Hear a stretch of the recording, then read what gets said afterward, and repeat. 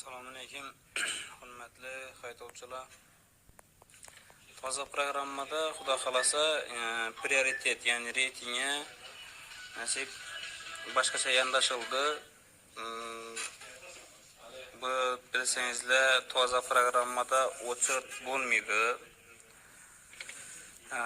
Keyin sodiq shofyorga 200 ball beriladigan bo'ldi. Sodiq shofyor degani u shu 1264 shu avvaldan ko'tarib kelayotgan hech joylarga o'tib ketmayin bir yerda ishlab kelayotgan shofyorlarimizga hech narsasi bo'lmasa ham 200 ball beriladi.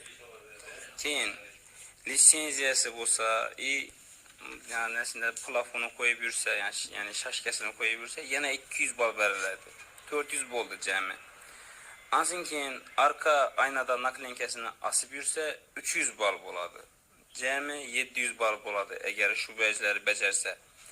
Elde laboyda köpçilikte bu, köpçilikte yok. Şunun için 100 bal koyduk buna. Elde laboyam yapıştırıp yürseniz ona plus. Size 100 bal beriladi. Elbette her bir etki işiniz için prioritet belirlişi gerek de bo'ladim.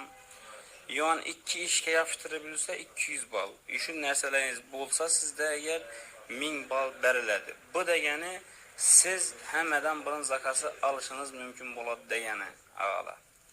Mesela deylik bir lokatsiyada, deylik 4 yol lokatsiyasında 6 mashin bo'lib qoldi, 6 mashin bo'lib qoldi. Jo'natib 6 maşını uçurt yok ki. Kim aladı birinci?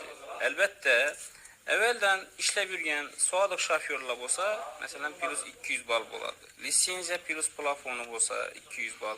Çıkılıp bağla karab xudo xolasa yan tarafını beraveradi nasib.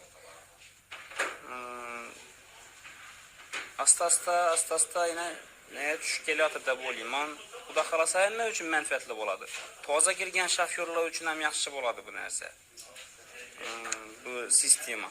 Sebebi nakliykası bo'lmasa ham mesela yine lisenziya plus plafonu alsa 200 bal bilan yürüyüşü mümkün bo'ladi.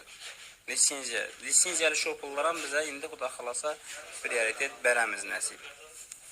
Ana sizlarga yangilik.